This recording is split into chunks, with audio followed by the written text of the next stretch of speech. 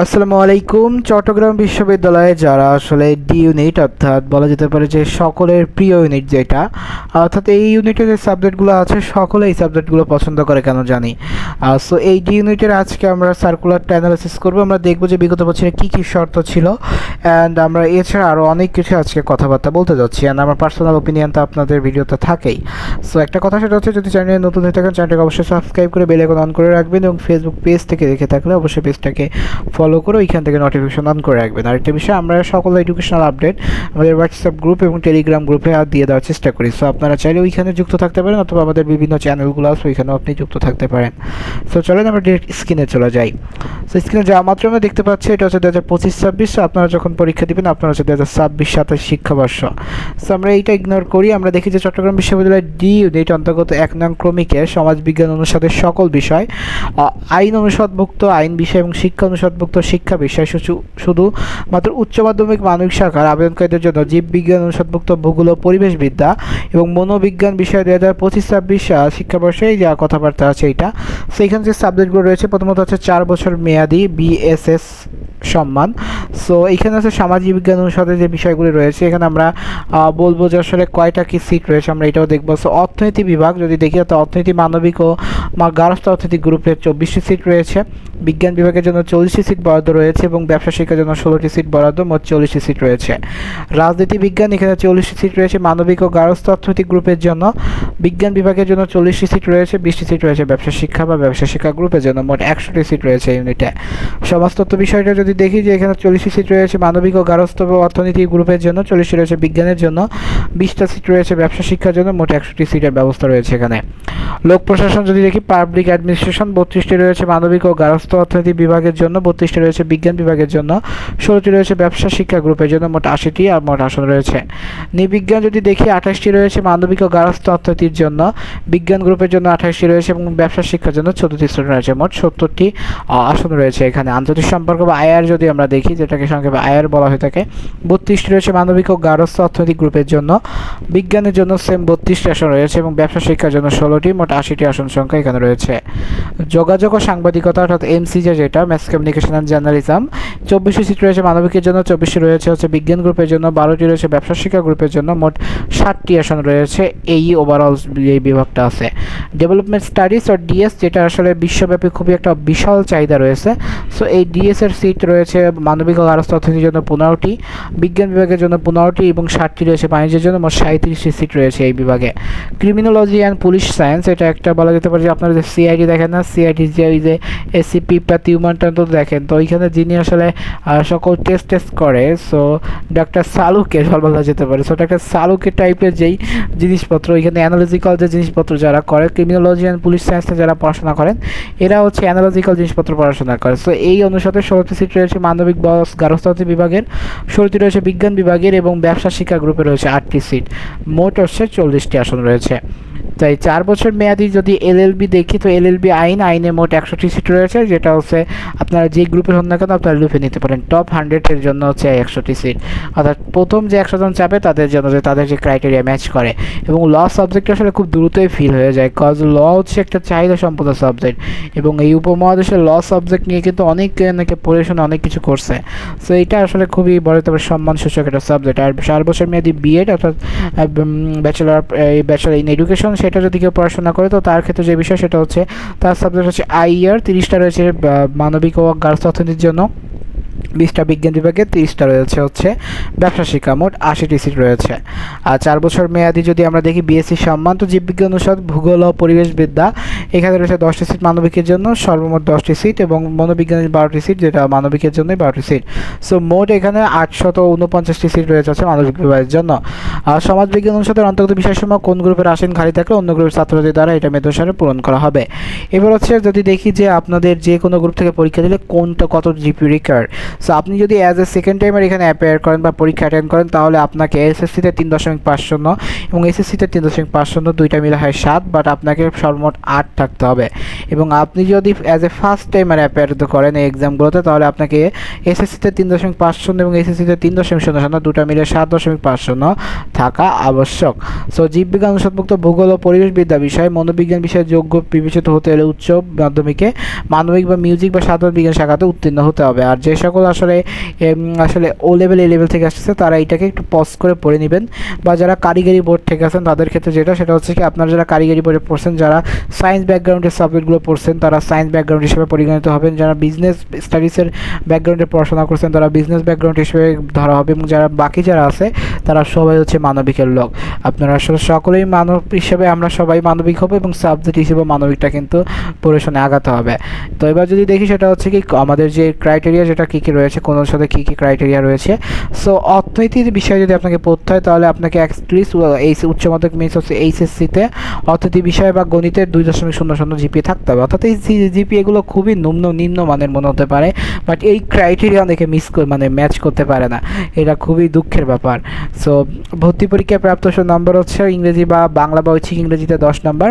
আচ্ছা, ঐচ্ছিক ইংরেজিতে একটু আপনার সাথে আমি ক্লিয়ার করে দিই, যেটা আরও একবার ক্লিয়ার করবো যদিও। বাট ঐচ্ছিক ইংরেজিটা হচ্ছে কি যে ধরেন অনেকে তো আসলে ইংলিশ মিডিয়ামে পড়ে আসছে, সো ওর মিডিয়ামই হচ্ছে ইংলিশ, তো আর বাংলা ইংলিশ মিডিয়ামে পড়ি নাই। সো ও চাইলে বেসিক ইংলিশে পরীক্ষা দিতে পারবে, অর্থাৎ যে ইংলিশে ওর পাঠ্য বইগুলো পড়ছে ওইটা হচ্ছে ওর কাছে বেসিক ইংলিশ। অ্যান্ড ইংরেজি বিষয়ে হচ্ছে আপনাকে 10 নাম্বার পেতে হবে যদি অর্থনীতি পড়তে চান।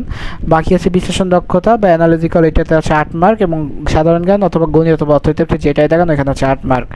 অর্থনীতি ব্যতীত সমাজবিজ্ঞানের সাথে অন্য সকল বিষয় আপনাকে বাংলা বা ঐচ্ছিক ইংরেজিতে 10 পেতে হবে, ইংরেজিতে 10 পেতে হবে, এবং বিশ্লেষণ দক্ষতা 8, এবং পাশাপাশি সাধারণ জ্ঞান গণিত অথবা অর্থনীতি যেটাই আপনি উত্তর করেন, আপনি যেটা কমফোর্টেবল হন। অর্থাৎ আপনি সাধারণ জ্ঞান যদি ভালো পারে সাধারণ জ্ঞান করবেন, অর্থনীতি ভালো থাকে অর্থনীতি করবেন, গণিত পারে ভালো পারলে গণিত করবেন। সো এখানে আপনার 8 পেতে হবে। আর কেউ যদি আইন অনুষদে পড়াশোনা করতে চায় তার ক্ষেত্রে বিভিন্ন ঝামেলা আছে। যদি আপনি অ্যাজ এ ফার্স্ট টাইমার আইন অনুষদে সেকেন্ড টাইমার আইন অনুষদে পড়তে চান তাহলে আপনাকে জিপিএ 4.00 থাকতে হবে এবং ইংরেজিতে 3.50 থাকা আবশ্যক। এটা হচ্ছে আপনার এসএসসিতে। আর এইচএসসিতে হচ্ছে জিপিএ 4.00 এবং ইংরেজিতে 3.50 থাকতে হবে, এবং উভয় পরীক্ষায় দুইটা মিলে জিপিএ 8.50 থাকতে হবে। তো চট্টগ্রামের ল আসলে দেশ সেরা ল। আপনারা হয়তো বা দেখেছেন যে রাজশাহীতে প্রতি বছর বিজিএস পরীক্ষা first time, but as a curriculum wise Dhaka বিশ্ববিদ্যালয়ে খুব হাইলাইট করা হয়। বাট আমার মতে যদি আপনি অ্যাজ এ কারিকুলাম ওয়াইজ আগান, চট্টগ্রামের ল হচ্ছে সিইউ ল হচ্ছে the best law in this country, অর্থাৎ the law subject who want to study law I think they go for the Chittagong university law. Cause আমি এমন স্টুডেন্টও দেখছি যে হয়তো বা ঢাকা বিশ্ববিদ্যালয় ইংরেজি ছেড়ে এসেছে বা ঢাকা বিশ্ববিদ্যালয়ের ল ছেড়ে এসে চট্টগ্রামের ল পড়ছে। আমি আমার সেশনে একটা ছেলে দেখছি যে আমি দেখছি যে ঢাকা বিশ্ববিদ্যালয়ের ল আছে, বাট ওই ছেলে কিছুদিন পরে দেখি ও চট্টগ্রামে চলে গেছে। কজ ওইখানে যে ভিডিও করতো ওর ভিডিও এখনগুলো আসে না সামনে, বাট একটা টাইমে যখন আমি প্রথম তখন আমিও ভিডিও করতাম না, দেখতাম কেউ খুব প্যাশনেট ওয়াইজ। সো ওই ছেলের সাথে হয়তো বা ইন ফিউচার যদি আমি আবারও সামনে আসি তখন আমি হয়তো বা যোগাযোগ করার চেষ্টা করবো। কজ আমার সেই বেস্ট এখন তৈরি হয়েছে, আমি যে কারোর সাথে এখন কথা বলতে পারি। কজ আমার হয়তো সাবস্ক্রাইবার ওয়াইজ সেরকম কোনো সাবস্ক্রাইবার নেই, 100-200 সাবস্ক্রাইবার, বাট আমি কন্টেন্ট ওয়াইজ চিন্তা করে দেখেন যে আমি অলমোস্ট 400 এর মতো কন্টেন্ট অলরেডি আপনাদের দিয়ে যাচ্ছি। 350-এর মতো ভিডিও আমার চ্যানেলে আপলোড করা আছে। সো আপনারা চিন্তা করে দেখেন যে একটা কন্টেন্ট আমি লাস্ট অলমোস্ট 14 মান্থস, অর্থাৎ আমার জীবনের 14 মাস আপনাদের এর পিছনে আমি দিয়ে দিচ্ছি, এবং এমন কোনো দিন নেই যে আমি 1-2টা ভিডিও আপলোড দিচ্ছি না। হয়তো মাঝে মাঝে ইরেগুলার হয়ে যায়, বাট ভাই এটা আমার পড়াশোনার কারণে আমার হতেই হচ্ছে। কজ এইটা যদি আমি ফুল কন্টিনিউ রাখতে চাই আমার পড়াশোনা বাস হয়ে যাবে। সো যদি দেখি, এবং যারা ফার্স্ট টাইমার হিসেবে অ্যাপেয়ার করবেন তাদের ক্ষেত্রে হচ্ছে জিপিএ 4 পয়েন্ট থাকতে হবে, ইংরেজিতে 3.50, এটা হচ্ছে এসএসসিতে। আর এসএসসিতে আপনি 3.50 এবং ইংরেজিতে 3.00 থাকলে হচ্ছে উভয় দুইটা মিলে আপনার 8। শুধু এইখানেই না, আপনাকে বাংলা বা ঐচ্ছিক ইংরেজিতে 10 থাকতে হবে, ইংরেজিতে অ্যাটলিস্ট 15 থাকতে হবে, বিশ্লেষণ দক্ষতা 8 থাকতে হবে, এবং গাণিতিক বা অর্থনীতি বা সাধারণ জ্ঞানে আপনাকে 8 থাকতে হবে। এই হচ্ছে আপনার আইন বা ল বিষয়ে পড়ার মূল কথাবার্তা। আর যে আইআর পড়বেন তার ক্ষেত্রে টিকাটা আমরা পড়বো, এবং পাশাপাশি আপনাকে ঐচ্ছিক ইংরেজি বাংলায় 10, ইংরেজিতে 10, সাধারণ বিশ্লেষণ দক্ষতায় 10 এবং সাধারণ জ্ঞান গণিত অথবা অর্থনীতিতে 10 পেতে হবে। আর যারা জীববিজ্ঞান অনুষদ অর্থাৎ আপনারা ভূগোল ও পরিবেশবিদ্যা বা মনোবিজ্ঞানে পড়বেন, সো মানবিক শাখায় ভূগোল বিষয়ে 3.00 থাকতে হবে, এবং আপনারা যারা মনোবিজ্ঞান পড়বেন তাদের মনোবিজ্ঞান বিষয়ে 3.00 থাকতে হবে। পাশাপাশি আপনাদের উভয় পরীক্ষা অর্থাৎ বাংলা অথবা ঐচ্ছিক ইংরেজিতে 8, ইংরেজিতে 8, বিশ্লেষণ দক্ষতায় 7 এবং সাধারণ জ্ঞান অর্থনীতি বা গণিতে 7 থাকতে হবে। এবার হচ্ছে আইআর যে টিকা 1 বলা হচ্ছে, এটা হচ্ছে উচ্চ মাধ্যমিক সমান পরীক্ষা যারা মানবিক সাধারণ বা মিউজিক গার্লস সাবজেক্টে উত্তীর্ণ শুধু তারাই আইআর বা মানবিক সমাজবিজ্ঞানে শাখায় ভর্তি পাবে। উচ্চ মাধ্যমিক পরীক্ষা যারা বিজ্ঞান বা সমান পরীক্ষা উত্তীর্ণ হচ্ছে তারা শুধুই আইআর এর বিজ্ঞান শাখায় ভর্তি হতে পারবে। তবে উচ্চ মাধ্যমিক বা জীববিজ্ঞান বা গণিত পাঠ্য বিষয় হতে পারে, অর্থাৎ এইগুলো যাদের নেই তারা পারবে না। আর যারা ব্যবসা শিক্ষা সমান উত্তীর্ণ হচ্ছে শুধু তারাই আইআর এ পড়তে পারবে, অর্থাৎ ব্যবসা শিক্ষার ক্ষেত্রে। অন্যান্য সাবজেক্টের ক্ষেত্রে প্রপার রেগুলার না। এখন হচ্ছে আপনাদের পরীক্ষার কি মান বন্টন। সো বাংলা এবং হচ্ছে ইংরেজি আমি এতক্ষণ কথা বলেছি, সেটার জন্য 30 মার্ক রয়েছে, ইংরেজির জন্য 30 মার্ক, বিশ্লেষণ দক্ষতার জন্য 20 মার্ক এবং সাধারণ জ্ঞান গণিত এবং মতভেদের জন্য 20 মার্ক। সো অলমোস্ট 100 মার্কের পরীক্ষা, যেখানে পাস মার্ক হচ্ছে 40। তো উচ্চ মাধ্যমিক সমান পরীক্ষা যাদের বাংলা ছিল না তাদের বাংলার পরিবর্তে হচ্ছে ইংরেজি পরীক্ষা দিতে পারেন। সমাজবিজ্ঞান অনুষদভুক্ত সকল বিষয় ও আইন অনুষদেও বা শিক্ষা প্রত্যেক ক্ষেত্রেই আসলে ভর্তিতে 5 নম্বর 10, ভূগোল ও পরিবেশবিদ্যা মনোবিজ্ঞানে 5 নম্বর হচ্ছে 8। এটা হচ্ছে আপনার ঐচ্ছিক ইংরেজিতে। আর মেধাক্রম যেটা সেটা হচ্ছে কি আপনাকে প্রতিটা সঠিকের জন্য 1 দেওয়া হবে এবং প্রতিটা ভুলের জন্য 17.25 কাটা হবে, যেটা আমি মনে করি যে আপনি হিসেব করেন যে একটা এমসিকিউর জন্য আপনি অলরেডি এইটা হচ্ছে বেনিফিট। কজ আজকাল স্টুডেন্ট এইটা চিন্তা করে না, আমি এই টেন্ডেন্সিটাই বাচ্চাদের ভিতর ঢোকাতে পারি না। মানে ও চিন্তা করে যে ভাইয়া আমি 4টা মিস করলে তো আমার 1 মার্ক যাচ্ছে। আরে বলো তুই 4টা মিস করলে যে ওই 4টা যদি সঠিক হতো তাহলে তো তুই 4 মার্ক পাইতি। সো ওই যে 4 মার্ক আর এই যে 4টা মিলে 1 মার্ক, তাহলে তোর মার্ক যাচ্ছে 5 মার্ক। অর্থাৎ ওই মানে স্টুডেন্টদের কোচিংয়ে এমনভাবে মাইন্ডসেট করে যে আরে ভাই ভুল করলে কোনো সমস্যা নেই, কেন ভুল করবা, এই যে টেন্ডেন্সিগুলো তো বাদ দিতে হবে। এটা আমি নিজে ওই ভুল করে আসছি, যেটা আমি আমার মানে মোস্ট রিগ্রেটেড প্লেস হচ্ছে এইটা আমার।